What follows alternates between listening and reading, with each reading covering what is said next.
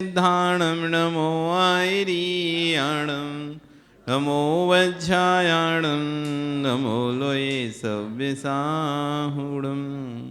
बंधु सिरियरे हंत पद सिद्धे नाम सुखे कार सूरी पाठ के साधुगण हैं जग के आधार इन पाँचों परमेष्टि से सहित मूल यह मन अपराजित व अनादि है नमोकार शुभ मन नमोकार महामंत्र गो नमन करूं सतवार 40 पढ़ करे लहूं स्वात्म धाम 40 पढ़ करे लहूं स्वात्म धाम साकार 40 पढ़ करे लहूं स्वात्म धाम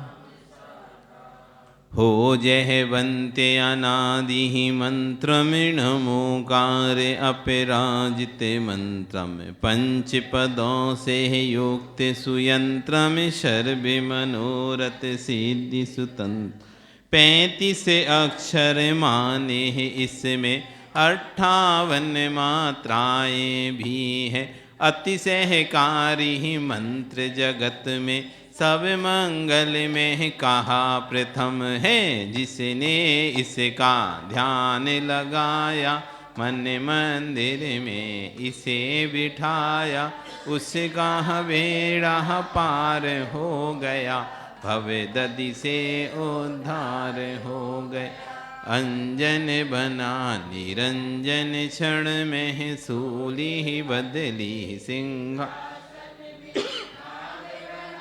फूलों की माला हो गई शीतल अग्नि ज्वाला जीवन धर से इसी मंत्र को सुना स्वान ने मरणासन हो शांत भाव से काया तज कर पाया पद यक्षेंद्र हुआ तब एक बैल ने मंत्र सुना था राज घराने में जन्मा था चाँति स्मरण हुआ जब उसको उसने खोजा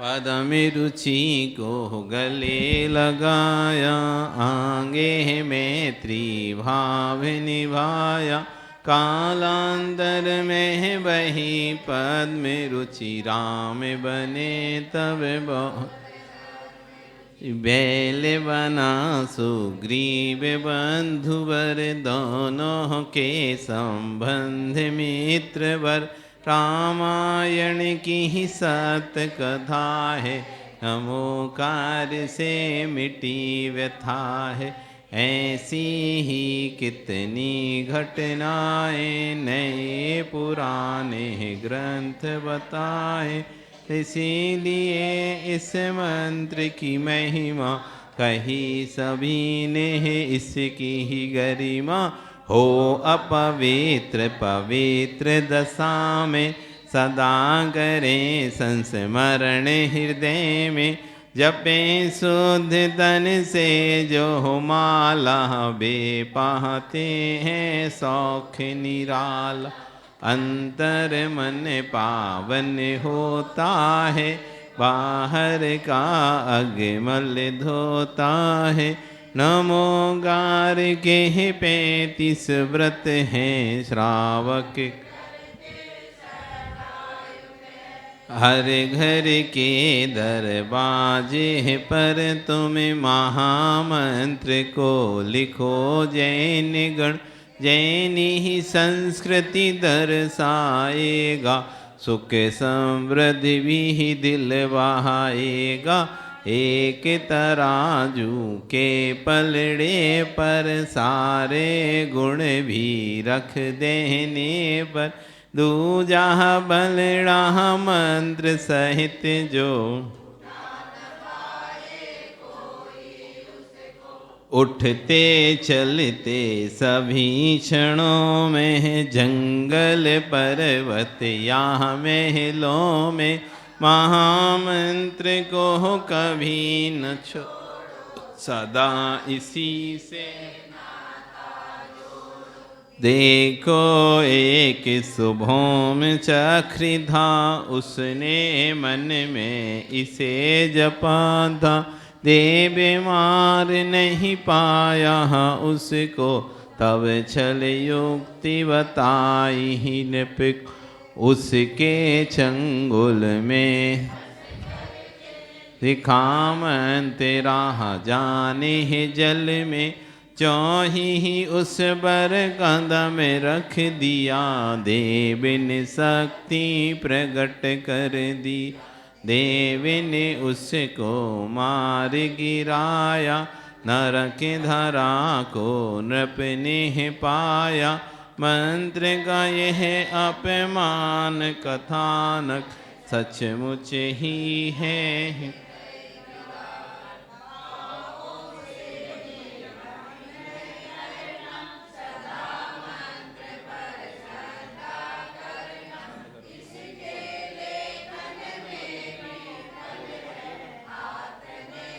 हो जाए सफल है नमोकार की बैंक खुली है, ज्ञानमती प्रेरणा मिली है। जम्बूद्वीप हस्तिनापुर में मंत्रों का व्यापक संग्रह, इसकी किरण प्रभा से जग में फैले सुख शांति जन जन में। मन वचन से इसे नमन है, महामंत्र गाकर महामंत्र गाहा करो स्मरण में, महामंत्र गाहा करो स्मरण में। यह महामंत्र कहा 40 साँझो 40 दिन तक पढ़ते हैं।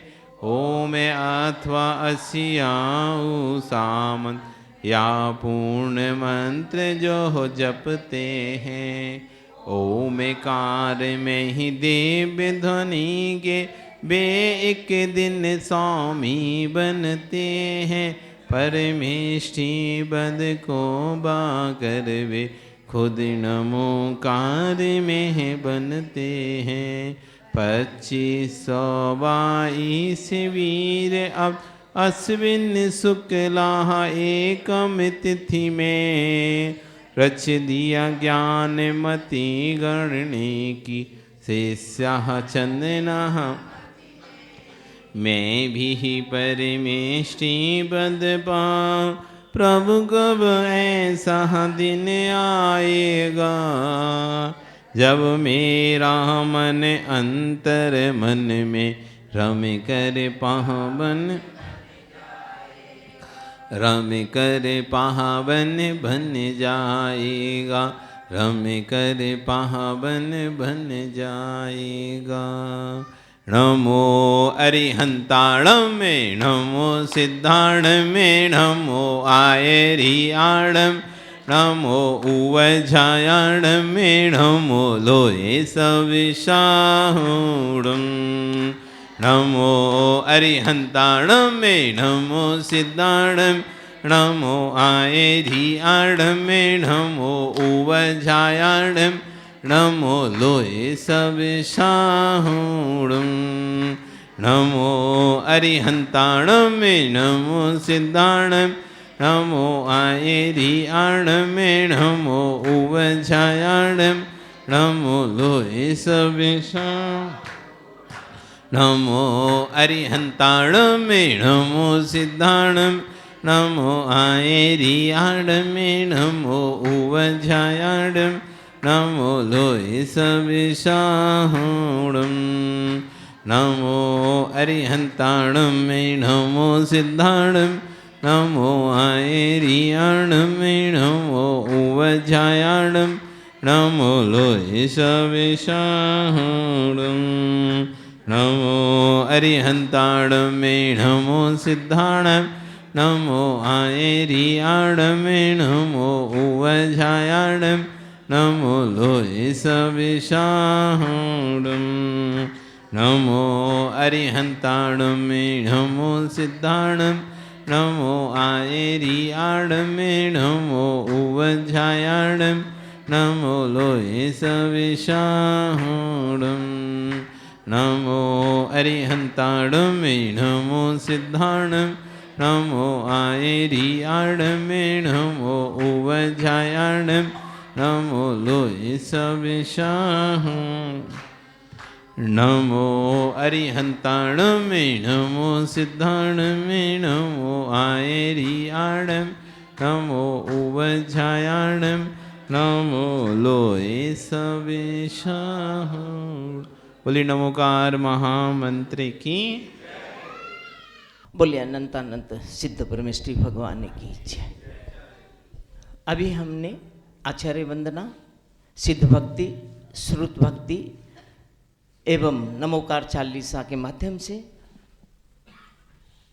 इस हमारी प्रवचन सभा को धर्ममय बनाने का प्रयास किया। जोरदार जयकारों से हम ईश्वर को स्मरण करते हैं और हमारी इस प्रवचन सभा को और भी अधिक धर्ममय बनाते हैं। बोले अनंतानंत सिद्ध परमेष्ठी भगवान की जय। जय बोलिए पंच परमेष्ठी भगवान की जय।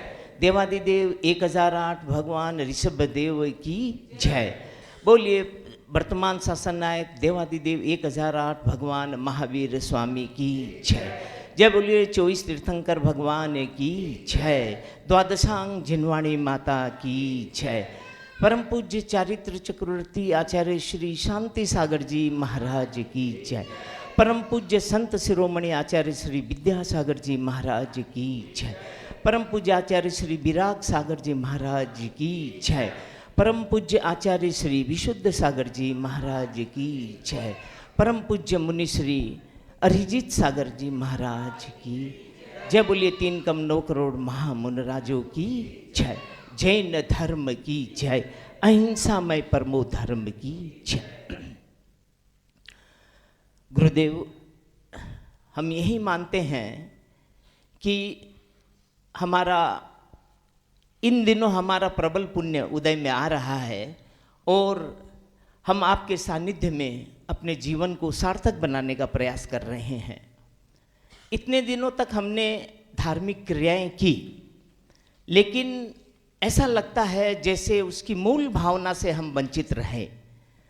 गुरुदेव ने प्रवचन के माध्यम से हमें जो गुरुदेव बातें बता रहे हैं, ऐसा लगता है जैसे हम ABCD से पुनः शुरुआत कर रहे हैं। ऐसा पावन संयोग हमें पुनः मिलने वाला नहीं है, जल्दी मिलने वाला नहीं है जब तक गुरुदेव यहाँ है। गुरुदेव का समय सिर्फ अपने लिए 12 से 3 बजे तक गुरुदेव ने अपने लिए रखा है। बाकी का सारा समय हम श्रावकों के लिए उपलब्ध कराया है। अब ये हमारा प्रयास होना चाहिए कि हम धर्म की विधि को जानें और हमारे मन में जो धर्म के प्रति कुछ भी अगर कोई बातें मन में आती है, कोई शंका समाधान होता है या हमें गुरुदेव से स्वाध्याय सीखना है, स्वाध्याय करना है, तो गुरुदेव हमेशा उपलब्ध हैं। ऐसा पुण्य संयोग मैं समझता हूँ बार बार मिलने वाला नहीं है।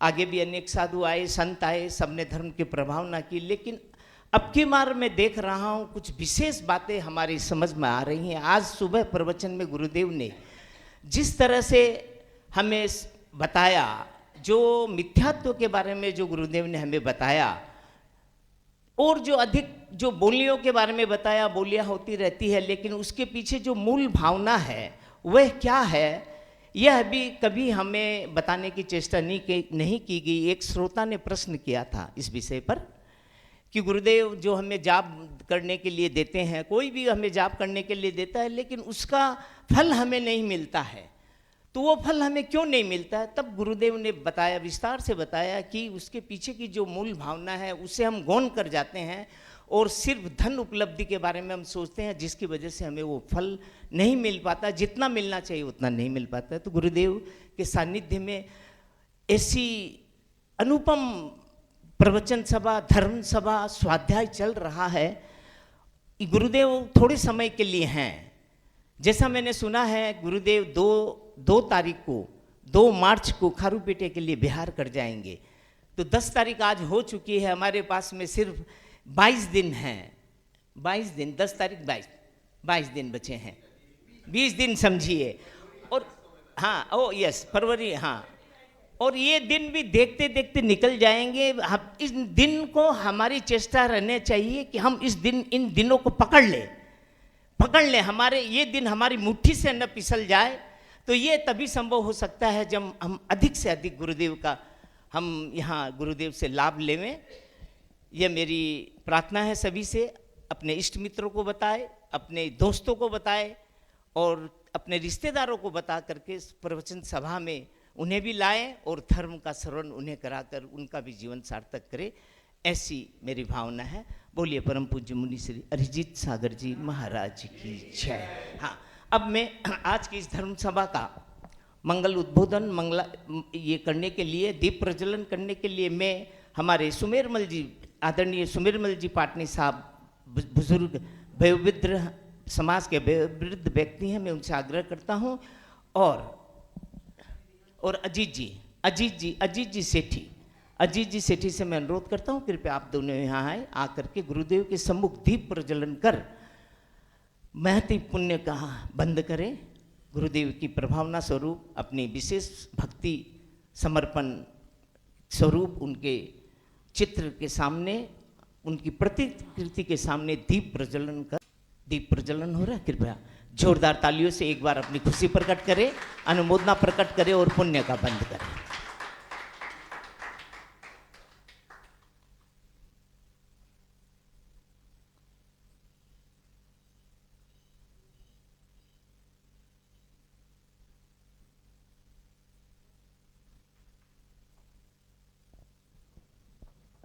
आपसे मेरा अनुरोध रहेगा, कृपया ससम्मान अपना स्थान ग्रहण करने की कृपा करें। परम पूज्य गुरुदेव के चरणों में त्रिकाल अनंत सर्वोत्कृष्ट नमस्कार करते हुए मैं परम पूज्य गुरुदेव से आग्रह करूँगा, अनुग्रह करूँगा, उनसे विनती करूँगा, उनकी स्तुति करूँगा कि गुरुदेव अपनी दिव्य वाणी में, अपनी ओजपूर्ण वाणी में, अपने दिव्य ज्ञान से हमें कुछ ऐसा परोसने की कृपा करें जो सीधा हमारे हृदय में जा बसे। गुरुदेव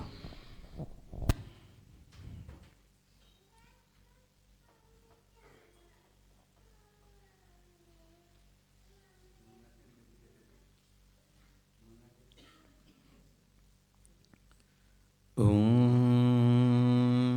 नमः सिद्धेभ्यः।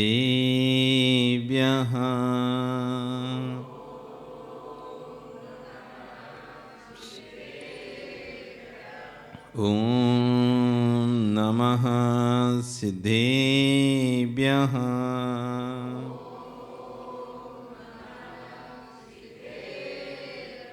ओम नमः सिद्धेभ्यः।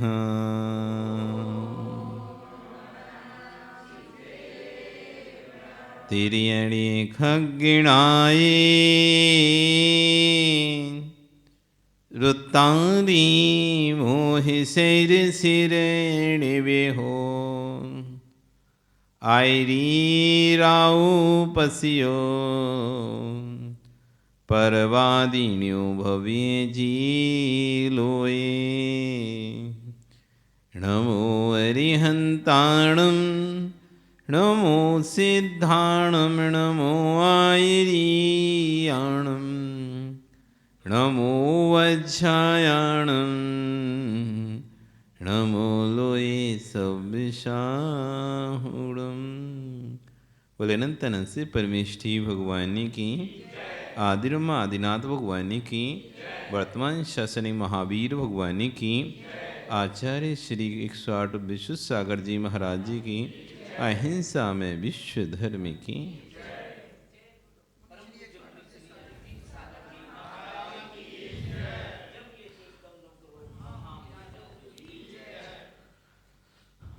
बंधु, कल हम यहाँ पर 16 के बारे में समझ रहे थे। क्या होता है 16? अभी तक तो लोगों से सुनते आए 16 मतलब अरे सोदन का भोजन करना, सोला मतलब शुद्ध कपड़े पहनना, बस इसी का मतलब सोला समझे, इसके आगे सोला नहीं समझे। चौका लगाना है, चौका लगाना है मतलब मर्यादा का भोजन बनाना है, सोले में बैठने के नहीं, सोला पहन के भोजन बनाना है, ऐसा बोलते हैं सोला पहन के। सोला मतलब आपके बस ऐसा समझते हैं कपड़े शुद्ध डाल दिए गीले करके, उनको पहन लो तो ये सोला होगा, सोला में आ गए, सोला का हार है तो तुमने शुद्ध वस्त्रों में भोजन बना लिया, घर की वस्तुओं का भोजन बना लिया तो सोला का हार। लेकिन वास्तव में सोला क्या है ये हम अनभिज्ञ हैं। ये उसके अंदर एक पार्ट ये भी है जो कि द्रव्य शुद्धि के अंतर्गत आता है। हम द्रव्य शुद्धि को सिर्फ जानते हैं, जिसमें द्रव्य शुद्धि कल हमने जाना था अन्न शुद्धि कि मर्यादा का भोजन, मर्यादा की वस्तु, मर्यादा की सब चीज़ करना, और फिर उसमें डाला देखा था अपन ने कर्ता शुद्धि जिसमें कि कपड़े आदि की शुद्धि रखना। बस ये 2 शुद्धि का पता में 16 में से 2 शुद्धि पता है, एक अन्न शुद्धि भोजन की शुद्धि, बस वो मर्यादा का होना चाहिए, और दूसरा कपड़ा गीला होना, मतलब सूखा हुआ होना चाहिए, गीला बिना किसी छिला। बस ये 2 शुद्धि को हम 16 मानते हैं। ये 16 में 2 शुद्धि मात्र हैं, 14 शुद्धि तो हमें पता ही नहीं।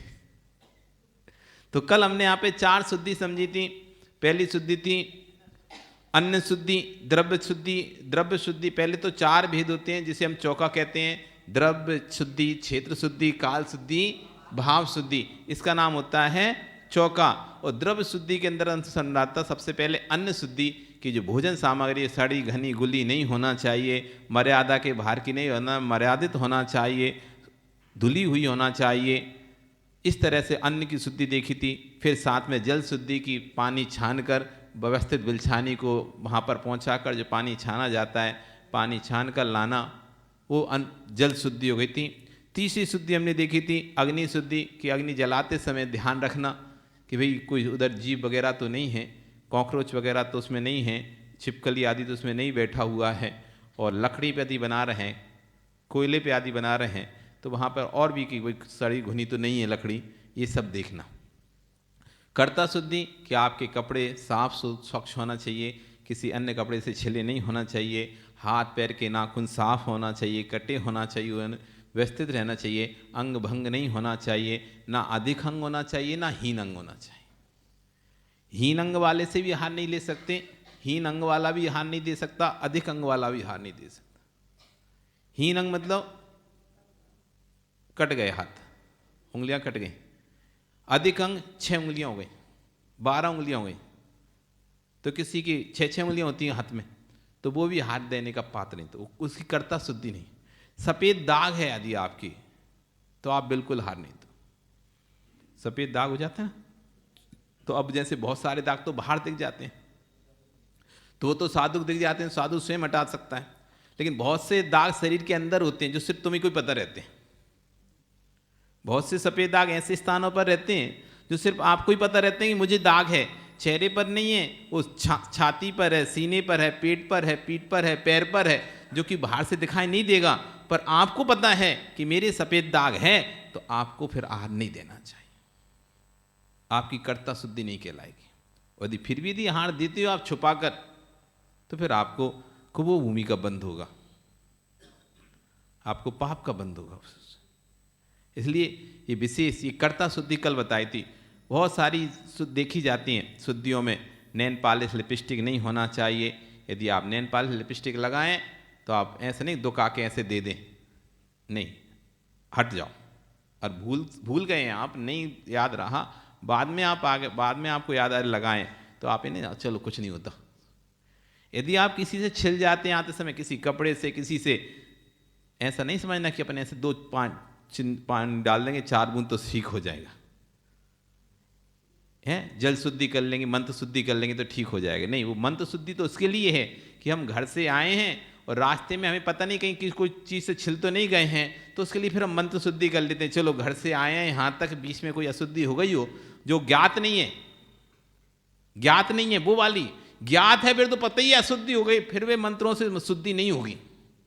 मंत्र शुद्धि तो उसकी होती है जो अज्ञात शुद्धि है, अशुद्धि है जो हम जान नहीं पाए, रास्ते में चलते कहीं किसी कपड़े पैर रखा हो गया हो, कहीं किसी से टच हो गया और हमने देखा नहीं हो, तो इसलिए आके एक बार इतनी दूर तक आए हैं तो शुद्धि मंत्र शुद्धि कर ली। लेकिन यदि पता है कि हम कपड़े से छिल गए, हम कारपेट पे चल लिए, हम इधर उधर चल लिए, हम फर्श पे चल दिए, और फिर अब कौन बदलेगा, अब है भी नहीं है, कोई ने देखा भी नहीं है, 2 बूंदे डाल दी, कोई ने बता दिया तो उससे लड़ने गजब हो जाता है। कोई यदि बता दे तुम छिल गए तो उससे लड़ने लगता है आदमी। कब छिले, कहाँ देखा तुमने, हमने तुम नहीं छिले, कहीं नहीं छिले। वो कह रहा छिल गए, मानता नहीं है, लड़ेगा, हम तो जाएंगे, और घुस जाता है। तो खुद भी अशुद्ध होता है और सबको भी अशुद्ध कर देता है। तो वो नियम से कुबभूमि जाता है सच, क्योंकि स्वयं माना नहीं, सामने वाले बताया तो माना नहीं, लड़ने लगा और बीच उसमें चला गया सबके साथ। और व्यक्ति को पता होता है मैं छिल गया, लेकिन लोभ कसा है कि फिर पता नहीं हार देने मिलेगा नहीं मिलेगा, या फिर अब कहाँ से कपड़े लाएंगे, कौन इतनी दूर जाएगा, कौन बदलेगा, है नहीं है दोबारा से। तो इन सब लोभ के कारण से, और हार देने का लोभ रहता है, तो लोभ में वो ऐसी गलती कर बैठता है। पाप का बंध होगा, फिर पुण्य बंध नहीं होगा, पाप का बंध होगा, मायाचारी का बंध होगा। तो तुम क्या बनोगे, तिरंच बनोगे। बस इतना सा अंतर हो जाएगा कि मायाचारी करी ना, तिरंच बने, बस तुमने हार दिया था तो गाड़ी में घूमने वाले तिरंच बन गए, बने स्वान। एक तो होता है गली का कुत्ता, एक होता है घर में रहने वाला स्वान। तो स्वान बने मायाचारी से, लेकिन आपने पुण्य कार्य किए थे तो भैया इतना है कि बने तो तिरंची, लेकिन बस वो एक घर में आपको रहने मिल गया। लेकिन पर्याय आपकी बिगड़ेगी, पर्याय बिगड़ जाएगी। इसलिए कर्ता शुद्धि का विशेष ध्यान रख रही है, क्योंकि कर्ता शुद्धि ही सर्व शुद्धियों में प्रधान शुद्धि है।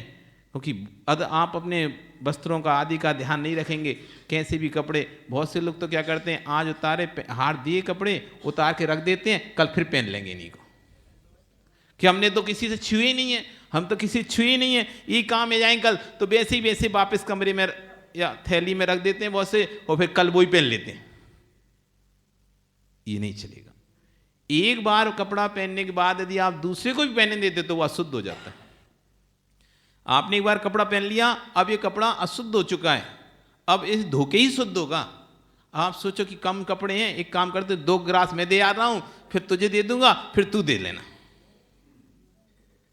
सो आपने हार दिया, बाहर आए, कपड़ा उतारे, दूसरे को पकड़ाए, उसने पहने, उसने दिया, उसने उतारे, तीसरे पकड़ाए, ये सब अशुद्धि चल रही है। क्योंकि एक बार शरीर, क्योंकि स्वभाव तो अशुचि का है, एक शरीर स्वभाव से अशुचि है, इसमें 9 मल द्वार हैं, इसके अंदर मल भरा हुआ है, मल का पिंड है ये। तो इसके संपर्क में आने से वस्तु जब तक इस संपर्क में जैसी से हटेगी, अशुचिता पने को प्राप्त हो जाएगी। जब तक वस्त्र आप पहने हो तब तक शुद्ध, और जैसे ही आपने उतारे अब इन्हें धोके ही शुद्ध होंगे। ऐसा नहीं चलेगा कि बस दूसरे को दे दो, अब तू पहन ले। कई घरों में होता है, घर में चौका लगते हैं, 2 जोड़ी कपड़े हैं, बेटा आ गया, दामाद आ गया, ये आ गया, वो आ गए, इन्हें भी हार दिलाना है, उन्हें भी हार दिलाना है, लोभ है ना, तू भी हार दिले। तो कह रहे कपड़े नहीं है, कोई बात नहीं, मैं आ रहा हूं 2 मिनट में, 1 ग्रास दे के। सो 1 ग्रास दे के बे गए, उन्होंने उतारे और अपनी पहना दी, तो अशुद्धि हुई। वो वस्त्र एक बार पहनने के बाद फिर अशुद्ध हो जाता है, फिर उसको धोकर ही सुखाना पड़ेगा। तो ये कर्ता शुद्धि का विशेष ध्यान रखना चाहिए कि कैसे हम आहार देते समय क्या करें। आहार देने के बाद नहीं तो ऐसा नहीं कि इधर सोले के कपड़े पहन लिए और फिर दूसरे हाथ से उठा के पुराने कपड़े पन्नी में भर के रख रहे हैं।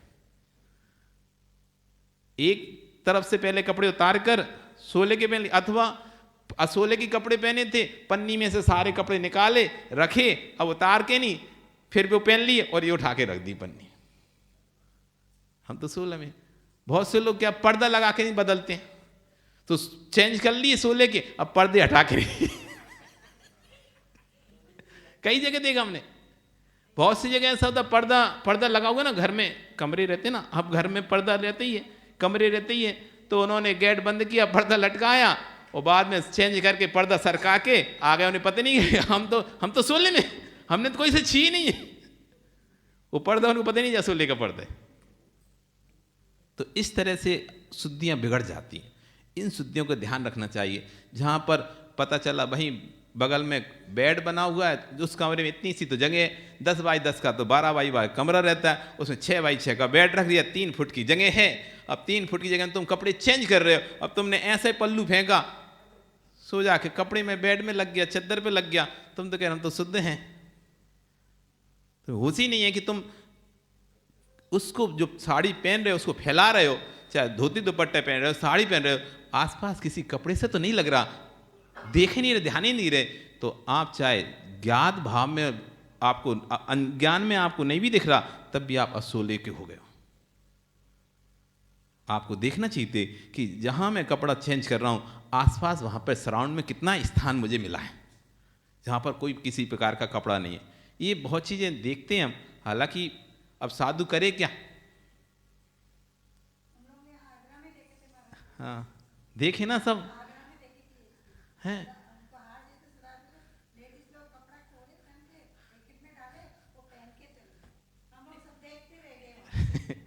तो ऐसे ही भाई, तो ये बहुत सारी विकृतियां हैं।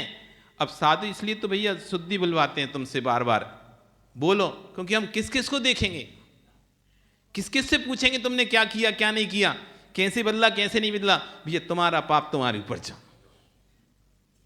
तुम तो शुद्धि बोलो। अगर हमको लगता है ये व्यक्ति शुद्धि नहीं बोल रहा तो हम उसे 4 बार बुलवाते हैं। एक बार एक व्यक्ति आया, हे स्वामी मन शुद्धि बस शुद्धि, काय की शुद्धि। नहीं तुम भाग जाओ यहां से, काय की शुद्धि। फिर आय देने क्यों आए हो जब तुम्हें लगता है काय की शुद्धि? मतलब आप उसका मजाक बनाने हो, आप शुद्धि का मजाक बना दिया। बोल रहा है मन शुद्धि बस शुद्धि, काय की शुद्धि महाराज जी। अब काय के 2 अर्थ निकल गए ना। काय यानी किस बात की शुद्धि? काहे की शुद्धि, काहे की शुद्धि और काय शुद्धि। तो मन शुद्धि वचन शुद्धि, काहे की शुद्धि महाराज जी। तो भैया निकल जाओ बाहर, काय की है तो निकलो। फिर क्यों खड़े हो? नहीं खड़े हो फिर आप मायाचारी मत करो। जब तुमको लगता है कोई शुद्ध नहीं है, बहुत सी माताएं होती हैं, अरे महाराज के हार के बाद चौके में नहीं खाती, उसमें पता नहीं कौन कैसा पहन के आया था क्या आया था। जब तुमको पता नहीं कौन कैसा पहन के आया था और तुम उनके साथ खड़ी थी, जब तुम्हें ऐसा लगता है वे सब अशुद्ध थे तो तुम भी अशुद्ध हो गए। फिर तुमने हार दिया, कैसे दे के शुद्धि बोल के दे दिया? कैसे मन वचन काय शुद्धि बोल दी तुमने? फिर जब तुमको लिख नहीं रहता, पता नहीं कैसे बनाया है, कैसे किया है, हमने तो बनाया नहीं था इसलिए हम कैसे। बहुत से लोग शुद्धि नहीं बोलते, ऐसी कर लेंगे। क्यों? अरे हमने तो बनाए नहीं है भोजन, पता नहीं कैसे क्या है, तो हम कैसे बोल दें? तो जब बोल नहीं सकते तो दे कैसे रहे हो तुम? जब बोल नहीं पाएंगे तो दे भी नहीं सकते तुम। तुम्हें विश्वास नहीं है तो यानी तुम्हारे पास अश्रद्धान है, अश्रद्धान है। और अश्रद्धान के साथ तुम शुद्धि में भी मायाचारी कर रहे हो, तो फिर नियम से मरकर त्रिंच बनोगे। विशेष ध्यान रखना चाहिए, इन सब चीजों का ध्यान रखना चाहिए। कभी भी शुद्धि का मजाक नहीं बनाना चाहिए। आपको विश्वास हो शुद्ध है तो आप शुद्धि बोलो। आपको विश्वास नहीं है, हमें पता नहीं कैसा दूध आया, कैसा किया है, कैसा क्या आया, ये आया, मन में तुम्हारे विकल्प हैं और तुम्हें हार भी देना है। तो 1-2 माँ ऐसी मिली, महाराज के हार के बाद जो चौके जो टेबल पे रखा है वो अंदर नहीं लाना, वो सब अशुद्ध हो गया। क्यों? पता नहीं कौन कैसे कैसे आया होगा, कैसे कैसे क्या शुद्धि रही होगा, हार दिया होगा, ये सब छिल गया। अरे भाई, जब तुमको ऐसा विकल्प है तो तुम भी तो उनके साथ खड़े होकर हार दे रहे, इसका मतलब तुम भी अशुद्ध हो गए। और फिर तुम शुद्धि बोल के हार कैसे दे सकते हो? यदि दे रहे तो फिर क्या हो गया? मायाचारी हो गई। या तो विश्वास रखो, जब साधु के लिए शुद्धि बोलकर लिया है, ये शुद्ध है, भोजन कर। तो अनेक प्रकार के लोग होते हैं, तो यह कर्ता शुद्धि पर आचार्यवन कहे। इसके बाद आती है क्षेत्र शुद्धि। द्रव्य शुद्धि हो गई, जिसमें अन्न शुद्धि हो गई, जल शुद्धि हो गई, अग्नि शुद्धि हो गई और कर्ता शुद्धि हो गई। अब आती है क्षेत्र शुद्धि। क्षेत्र मतलब जिस स्थान पर हमें साधु को आहार कराना है वो कहलाता है क्षेत्र। तो वो स्थान कैसा होना चाहिए, अथवा जिस स्थान पर हमें भोजन तैयार करना है, उत्कृष्टता तो ये कहता है कि जहां पर आहार बनाते हैं वहीं आहार करो। उत्कृष्ट तो क्या है? जहां पर आहार बनता है वहीं आहार कराना चाहिए। यदि जहां आहार बनता है वहां नहीं कराते तो उसी के पास में आहार कराओ। थोड़े से आगे एक कमरा, या ज्यादा लंबा गैप नहीं होना चाहिए कि 2-3-4 कमरे बाद हार इधर बना रहे हैं, 4 कमरे बाद उधर करा रहे हैं। इस बीच में रास्ते का जो कार्य है उसमें बहुत अशुद्धियां हो जाती हैं। इसलिए आचार्य पंडितों का कहना है कि जहां पर आहार बने वहीं आहार कराना चाहिए। वो स्थान कैसा होना चाहिए आहार बनाने वाला, क्योंकि जो आहार बनाने वाला स्थान है वही आहार करने वाला स्थान है। तो कह रहे हैं सबसे पहले प्रकाश शुद्धि होना चाहिए, वहां पर पर्याप्त प्रकाश आना चाहिए। सूर्य का पर्याप्त, कृत्रिम नहीं, अकृत्रिम बनावटी प्रकाश नहीं। तुमने हेलोजन लगा दो कि देख लो प्रकाश तो बोला है, ये कब बोला है सूर्य का प्रकाश? नहीं, अकृत्रिम प्रकाश, सूरज का प्रकाश आना चाहिए। उस रसोई घर में सुबह से शाम तक प्रकाश की व्यवस्था रहना चाहिए, अंधेरे में नहीं होना चाहिए। नहीं तो आजकल के घर ऐसे बनने लगे, पहले बीच में ऐसे घर बनने लगे थे। पहले के पुराने घरों में प्रकाश बहुत होता था, फिर बीच में घर ऐसे बनने लगे कि एकदम किचन छोटे छोटे चौके, बिल्कुल प्रकाश नहीं होता था। लेकिन अब थोड़ा सा वास्तु का फिर से प्रचलन चालू हो गया, तो फिर लोग अब थोड़ा सा प्रकाश, चौके को जो रसोई घर होता है नए जो आजकल बन रहे हैं उसमें प्रकाश की व्यवस्था रखते हैं। नहीं तो बीच में तो ऐसे ऐसे घर बन गए, छोटी जगह में घर बना लिए, ऐसी गली सी निकाल दी, बस बीच में से ऐसा अंधेरा, बिना लाइट चली जाए, लाइट ना जले उस चौकी में या उस में, तो आप एक चीज नहीं कर सको काम। सुबह में दिन में भी ना कर पाओ, रात में तो छोड़ो, दिन में भी वहां पर रोशनी का नाम ही नहीं है। तो ऐसे स्थान पर कभी चौका नहीं लगाना चाहिए। प्रकाश से रहित स्थान पर चौका नहीं लगता, अशुद्ध हो जाता है। तो प्रकाश पर्याप्त, रसोई में पर्याप्त सूर्य का प्रकाश रहना चाहिए। वो हो गई सबसे पहली प्रकाश शुद्धि। फिर आती वायु शुद्धि। रसोई घर में शुद्ध वायु आनी चाहिए, मतलब एयर पास होती रहना चाहिए, अशुद्ध वायु जाती रहना चाहिए, जिससे बैक्टीरिया वगैरह से नहीं होते। शुद्ध वायु आती है तो वायु कहते हैं ना अपन, क्रॉस वेंटिलेशन, क्रॉस वेंटिलेशन होना चाहिए। मतलब इधर से हवा आए तो इधर से निकल जाए, इधर से हवा आए तो इधर से निकल, इसे कहते हैं वायु शुद्धि। प्रकाश आना चाहिए, हवा आना चाहिए, वायु आना चाहिए, तो 2 शुद्धि हो गई। तीसरा कह रहे हैं स्थान शुद्धि, कि जहां भी आप चौका लगा रहे हैं वो आवागमन सार्वजनिक स्थान ना होना चाहिए। नहीं तुमने लगा लिया चौका, अब वहीं से वो कपड़ा धोने वाला निकल रहा है, वहीं से बर्तन धोने वाला निकल रहा है, वहीं से सब निकल रहा है, वहीं से आने वाले, वहीं से जाने वाले, और वहीं तुम अपना चौका चल रहा है। सार्वजनिक स्थल हो गया ना, कोई वही नहीं लगा कि मर्यादा है, ये सीमा है, कुछ नहीं है। एक ही उसी कमरे से एक बीच में लगा लिया चौका, अब इधर जाना है, इधर जाना है, तो जो भी ये सब वहीं से निकल रहा है, ये पब्लिक रास्ता हो गया, सार्वजनिक रास्ता हो गया। तो ऐसा सार्वजनिक रास्ता नहीं होना चाहिए, सेपरेट होना चाहिए। जो चौका लगाने का स्थान हो ना घर में, वो भी सेपरेट होना चाहिए। ऐसे नहीं सब लोग आ रहे हैं जा रहे हैं, जूता चप्पल मोजा सब पहन के निकल रहे हैं वहीं से, फिर आ रहे हैं जा रहे हैं। आपने एक बार पोंछा लगा दिया, फिर भी लोग अब आ रहे हैं जा रहे हैं, आ रहे हैं जा रहे हैं, जैसे यहाँ लगा दिया, नीचे लगा दिया आपने, नीचे सबसे नीचे, वहाँ तो गाड़ियाँ निकल रही हैं, ये निकल रहे हैं, लोग चप्पल पहन निकले, जूता पहने, और भाई आप करें यहाँ हार कराएंगे हम महाराज का। सार्वजनिक स्थल नहीं होना चाहिए, व्यवस्थित अलग स्थान होना चाहिए जहाँ पर लोगों का आवागमन ना हो, लोग दूर से देखें। तो कह रहे हैं सार्वजनिक आवागमन का व्यवस्था ना हो, जाले ना हो। नहीं तो पूरे में जाले लगे। अब धर्मशाला महीना भर से खुली नहीं थी, 2 महीना से खुली नहीं थी, अब अचानक महाराज आ गए, अब लगा रहे हैं तो इधर जाले, इधर जाले, इधर मकड़ियाँ, इधर सब काला कलूटा है। अभी नया नया है तो अभी साफ सुथरा है, धीरे धीरे पुराना होता है। और देख रेख ना हो, अभी तो देख रेख कर रहे हैं, तुम्हारी कमेटी के मंत्री जी अच्छी ध्यान रखते हैं, तो भैया साफ सफाई रह रही है। और जहाँ पर देख रेख नहीं होती वहाँ देखो कैसे स्थान बन जाते हैं। जहाँ पर धर्मशालाओं में देख रेख नहीं है वहाँ देखो कैसे घरों में जाले पड़ जाते हैं, लोगों के घरों में जाले भरे रहते हैं।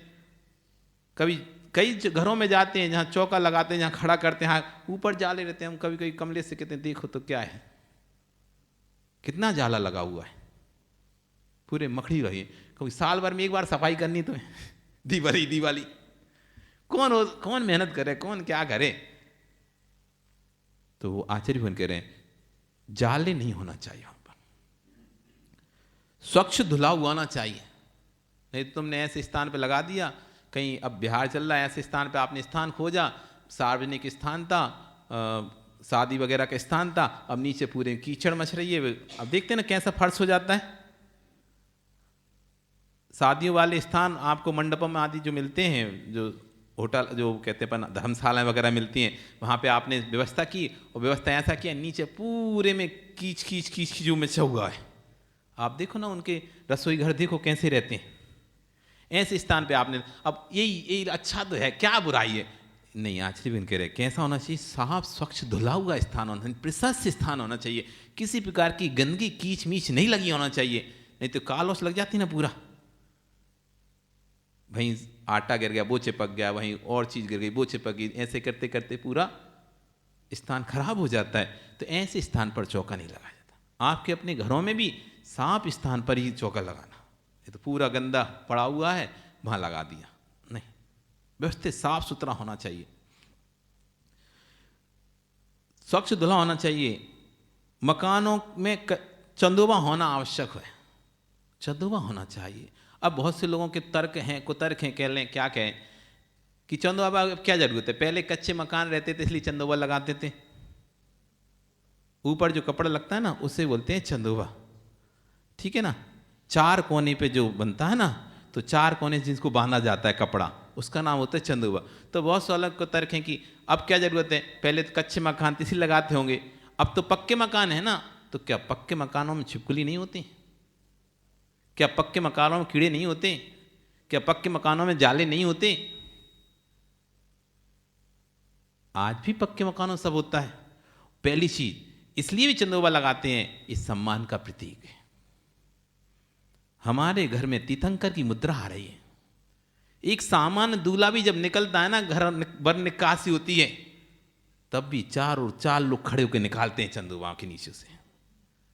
सम्मान का प्रतीक है। जब एक सामान्य व्यक्ति का सम्मान करते, भगवान के तो मंदिर भी तो पक्के हैं, फिर भगवान के ऊपर अभिषेक के समय चंदोबा क्यों लगाते हो? वहां भी तो पक्का ही है ना। कोई कहे कि चंदोबा क्या जरूरत है, पक्का है, तो फिर अभिषेक के समय भी चंदोबा क्यों लगा रहे? वहां भी तो पक्का ही है। नहीं, वो सम्मान है। तो जैसे वहां सम्मान है, ऐसे ये भी तीन लोग की मुद्रा ही है। ये भी तीर्थंकर की ही मुद्रा है, कोई अन्य मुद्रा नहीं है। जैसे तीर्थंकर का सम्मान है, वैसे तीर्थंकर की मुद्रा का सम्मान होता है।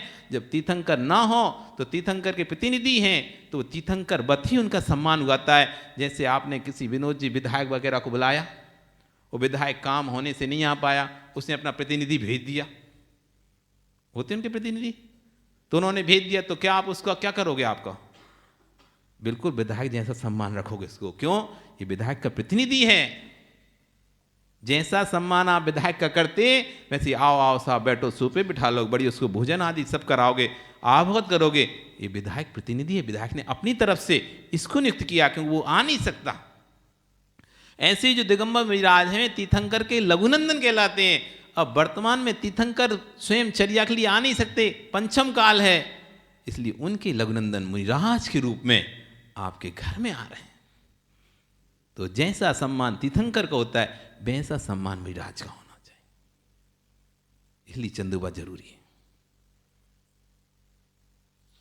चंदोबा जरूरी है। जहां पर हार करा रहे हैं, ये सम्मान का प्रतीक है। ये हमारे मुनिराज हैं, कोई भिखारी नहीं है, भिक्षु हैं।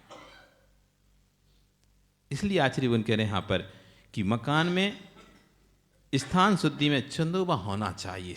जिस स्थान पर आप हार करा रहे हैं, उस स्थान पर चंदोबा होना चाहिए। फिर चौथा कह रहे हैं दुर्गंधता रहित स्थान होना चाहिए।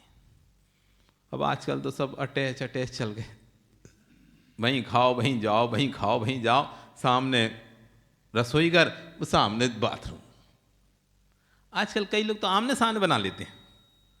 जंग अबाब है, जंग अबाब होने से क्या करते हैं, बिल्कुल एक ही गेट रहता है, इधर खाओ और उधर सामने चले जाओ। आमने सामने, इधर की खुशबू उधर, उधर की खुशबू इधर। वहां बैठ के नहीं इधर की खुशबू ले लो और यहां बैठ के उधर की खुशबू। तो कह रहे हैं नहीं, दुर्गंधता रहित स्थान होना चाहिए। कैसा स्थान होता है?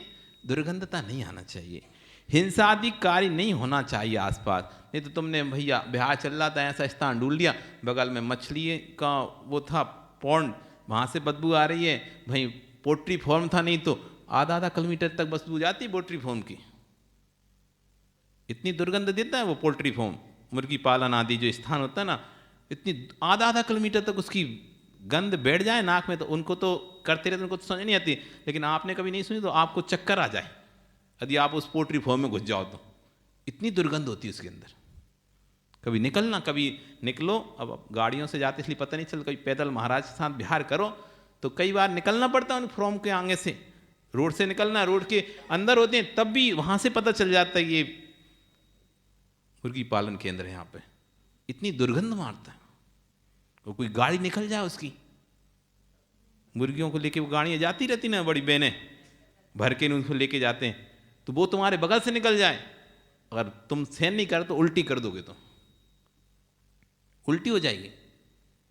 तो कह रहे हैं हिंसादि कार्य ना होता हो आसपास, आसपास मांस मछली की दुकान ना हो, कत्ल खाना आदि ना हो, किसी प्रकार की बदबू नहीं आती हो, ऐसा स्थान होना चाहिए साफ स्वच्छ वायु। इसलिए तो कहा वायु का क्रॉस वेंटिलेशन होता रहेगा, तो थोड़ी बहुत आ भी रही होगी तो ये क्रॉस वेंटिलेशन से चली जाएगी। और भी शुद्धियों में, जैसे कि आपका जो मकान होना चाहिए वो पहले से आपका एक बार उपयोग हो जाना चाहिए मकान। कभी भी तुरंत जैसे नया मकान बनाया आप सोचो कि सबसे पहले महाराज को हार कराएंगे इसमें, उसके बाद प्रवेश करेंगे गृह प्रवेश, नहीं। अरे पहले आप उसमें गृह प्रवेश करो, आप स्वयं भोजन कर लो एक बार उसकी रसोई का, फिर उसके बाद उस स्थान पे महाराज को हार कराओ। क्योंकि कुछ भी गड़बड़ होगा तो तुम तो भाई अपना इलाज करा लोगे, लेकिन साधु कहां जाएगा, साधु कहां जाएगा। इसलिए ऐसे घरों में नहीं कराना चाहिए जिसमें उद्घाटन नहीं हुआ हो, जिसमें रहता कोई ना हो, सुनसान घर, ऐसे घरों में नहीं हार कराना चाहिए।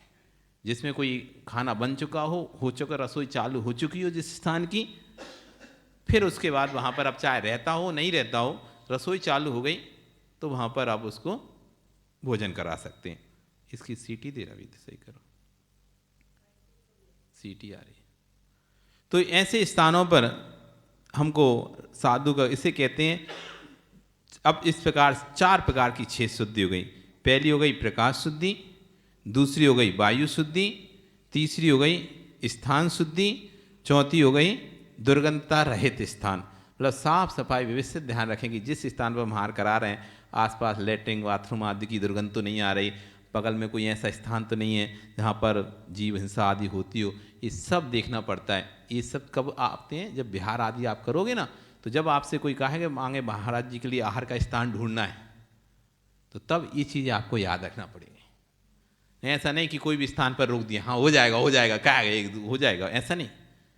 इस ध्यान देखना उस स्थान पर प्रकाश आता है कि नहीं आता, उस स्थान पर क्रॉस वेंटिलेशन है कि नहीं है, उस स्थान पर सार्वजनिक स्थान तो नहीं है ऐसा कि लोग आना जाना करते रहेंगे वहीं से जूते चप्पल, और तुम विकल्प 24 घंटे जब तक पूरे समय हार चलता रहेगा महाराज के बगल में कोई और छिल ना जाए, क्योंकि बार बार आना जाना हो रहा ना।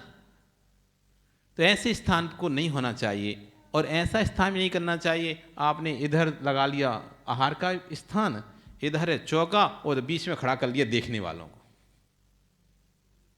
देखने वाले यहाँ खड़े हैं, आहार उधर हो रहा है, सामग्री रखी उधर। अब क्या होगा, अब जब वो बार बार निकलेंगे तो या तो छिल जाएंगे, वो हड़बड़ी में निकलेंगे, दौड़ के निकलेंगे, जल्दी में निकलेंगे, तो याद नहीं रहेगा, स्थान रहेगा छोटा सा सकड़ा सा, एक ऐसा छोड़ के रखेंगे निकल जाओ उसमें से, पर वो तो स्पीड से निकलेगा तो पल्लू आदि सब लगता रहेगा तो अशुद्धि हो जाएगी। तो ऐसा सार्वजनिक स्थान नहीं होना चाहिए जहाँ से सामग्री लाना ले जाना करना है, वो स्थान सेपरेट होना चाहिए, सार्वजनिक लोगों के बीच में से नहीं निकलना चाहिए। और ऐसा स्थान भी नहीं होना चाहिए कि भैया जगह नहीं थी तो बना लिया ऊपर, अब ला रहे हैं नीचे, तो ये भी दोष होता है कि ऊपर से नीचे तक लाना या पूरा उठा के लेके आ गए, नहीं, जहाँ है वहीं रखा रहने दो, वहाँ से सामग्री लेके आओ, वो भी अशुद्धि हो जाती, क्षेत्र शुद्धि हो जाती। आपने बनाया कहीं और लेके आ गए कहीं, बनाया कहीं और बनाकर लेके आ रहे हो कहीं, ऐ नहीं, कौन सा क्षेत्र था, ये क्षेत्र दूसरा हो गया, वो क्षेत्र दूसरा हो गया, वहाँ से यहाँ तक लाने में बहुत विकल्प हो सकते हैं। तो ये सब क्षेत्र शुद्धि में आते हैं, प्रकाश शुद्धि, वायु शुद्धि, स्थान शुद्धि और दुर्गंधता रह शुद्धि। अब चौथी आती है, तीसरी आती है काल शुद्धि। द्रव्य क्षेत्र काल बोले थे ना, काल शुद्धि। तो काल शुद्धि में सबसे पहले गहन काल, काल मतलब होता है जिस समय आहार कराना है वो समय कौन सा, वो समय की शुद्धि। तो ग्रहण काल नहीं होना चाहिए, चंद्र ग्रहण, सूर्य ग्रहण जो होते हैं ना, वो ग्रहण काल नहीं होना चाहिए। नहीं तो महाराज जी फिर हमारे पास टाइम नहीं है, अभी इसी में कर लो आप, तो नहीं, वो काल को टाल के आहार कराना। आपको अपना जल्दी जाना था तो आपने तो करा दिया, फिर कोई नहीं रहेगा, फिर सबको जाना है, 1 घंटे का समय था, वो 1.5 घंटे का समय था, पर आपके पास तो टाइम नहीं था, तो नहीं आप तो उठो, इसी में उठो। अपन ने क्या मतलब होता है ग्रहण से, तो कह रहे हैं पर ये आपकी काल अशुद्धि हो गई। ग्रहण काल में आहार करा दिया आपने महाराज को, तो आपकी काल शुद्धि नहीं रही। चंद्र ग्रहण, सूर्य ग्रहण का काल ना हो। फिर कह रहे हैं शोक काल, कोई मर गया हो, कोई चला गया हो, अब आप कह रहे हैं महाराज जी अब फिर अब वो तो कब हो जाएगा, कब उठा के लेके जाए, कब जाएगा, आप तो कर लो पहले। अब यहाँ रोना धोना चल रहा है, तुम यहाँ पे उसी समय पे तुमने वहीं चौका लगा कर हार करा रहे, ये काल शुद्धि नहीं हो गई। इधर तो उसके यहाँ शोक चल रहा है, इधर बगल में शोक हो रहा है, तुम यहाँ हर्ष की काम कर रहे हो, तो काल शुद्धि नहीं। उसको जाने दो पहले, अब उसके लिए तुमको इंतजार करना पड़ेगा। महाराज तो कर लेंगे, लेकिन तुम्हारी दुकान है, तुम्हारे घर है, तुम कहोगे नहीं नहीं हमारे को तो टाइम नहीं है, हमें तो दुकान जाना, हमें तो ये करना, हमें तो वो करना है। फिर कब आएंगे, फिर महाराज कह रहे हैं आर के शाम के बाद करें, फिर शाम के बाद कौन आएगा कराने 1 बजे, तो कौन बैठा रहेगा भूखा, कौन चौका रखे बैठा रहेगा। इस तरह आपने उसी समय हार करा दिया। तो कह रहे हैं शोक काल नहीं होना चाहिए, शोक काल नहीं होना चाहिए। शोक है तो भैया थोड़ा रुको, उस काल को निकल जाने दो, फिर हार देते हैं। अथवा स्वयं के अंदर भी शोक नहीं होना चाहिए, स्वयं के अंदर भी शोक चल रहा है और हार देने आ गया। सूतक तो लगी नहीं, लेकिन तुम्हारे मान लो बहन के यहां कोई चला गया, जीजाजी चले गए, अब तुम दुखी हो और हार भी दे रहे हो। अब तुम्हारा वो काल शोक काल चल रहा है, तुम्हारी काल शुद्धि नहीं बची, वो तुम्हारा काल शोक का काल है। तुम इधर सब पूरा घर दुखी है, सब दुखी है, तुम भी दुखी हो, लेकिन आपको हार भी देना है, ये भी करना है, वो भी करना है, तो ये कहते तुम्हारी काल शुद्धि खत्म हो गई। अभी तुम्हारा शोक काल चल रहा है वहां पे। और ऐसा भी नहीं कि भैया सूतक हुए, अरे हम नहीं मानते सूतक मूतक, और सूतक में भी वो 16 सूतक जो भी हो जाए उसमें भी हार दे रहे हैं, तो कह रहे हैं काल शुद्धि नहीं है। तुम्हारा शोक काल का समय चल रहा है ना, 10 दिन का काल दिया उन्होंने, 12 दिन का काल दिया है कि 12 दिन तक आपको शोक काल है आपका। आपके घर में, आपके कुटुंब में कोई खत्म हो गया, एक्सपायर हो गया, तो 12 दिन का शोक काल चल रहा है आपका। इस 12 दिन आपको हार नहीं दे, लेकिन आपको लोभ था कि फिर पता नहीं कब आएंगे, आएंगे नहीं आएंगे, ऐसे महाराज नहीं आए, कोई बड़े महाराज आए, कोई नामी महाराज आ गए, तो सब जगह सब दे रहे हैं और हम अब इतने दिन भी नहीं है कि हम फिर से दे पाएँ, और आपने चुपचाप छुपा के किसी को कुछ बोला नहीं और दिया। क्या कौन को पता चल रहा है, बोल दिया हमारी तो हो गई शुद्ध, हाँ इतनी पीढ़ी हो गई थी, हो गई थी, लगभग इतनी हो गई, पता भी नहीं तो सच पूरा कितनी हो गई, कितनी पीढ़ी का है, लेकिन तुमने अंदाज लगा ले, हाँ अब 6 पीढ़ी तो हो गई होंगी, अब इतने दिन कब से चल रहा है, अब तक हम तो जानते तक नहीं है, वो कब हमने तो कभी देखा तक नहीं। नहीं देखने से क्या पीढ़ी तो ना बढ़ जाएंगी, तुम्हारे नहीं देखने से, तुम्हारे नहीं जानने से पीढ़ियां नहीं बढ़ जाती। तुम्हें बिल्कुल कन्फर्म हो कि हाँ मेरी 4थी पीढ़ी है, मेरी 5वीं, तब तो सूतक कम होता है। कौन कन्फर्म नहीं पता महाराज, वो तो वहाँ रहते हैं, कहाँ दूर रहते हैं, वे विदेश में रहते हैं, राजस्थान में रहते हैं, हम तो कभी गए नहीं, मिले नहीं, सुना ही नहीं नाम, पता नहीं होगी कौन सी पीढ़ी। नहीं, ऐसे नहीं, फिर आपको पूरे ही मानना पड़ेगा। यदि आपको कन्फर्म नहीं है कि कौन सी पीढ़ी है, किस पीढ़ी के हैं, तो फिर आप उसमें तो 2 ऑप्शन हो सकते हैं ना। जब कन्फर्म नहीं है तो 2 ऑप्शन हो सकते हैं कि हो सकता है वो आपके नज़दीकी पीढ़ी हो सकता है आपकी दूर की पीढ़ी हो। तो जब कन्फ्यूजन होता है तो पूरा फिर मानना पड़ता है। यदि आपको क्लियर नहीं है कि कौन सी पीढ़ी का व्यक्ति खत्म हुआ है, किस पीढ़ी के हम सूतक हैं, तो पूरी पीढ़ी की सूतक मानो, अपने मन से नहीं पता तो चलो, अब 6 दिन तो हमने पाल ही कर ली, अब फिर अब महाराज भी चले जाएंगे, अब कहाँ तक पालन करेंगे, हो गई, चलो छोड़ो।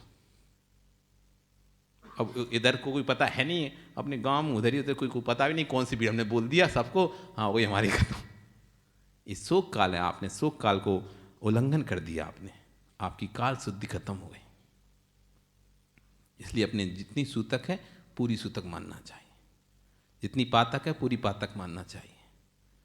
भाव से आप अनुमोदना कर लो, यदि नहीं दे पा रहे तो भाव से अनुमोदना कर लो, लेकिन लोभ में आकर,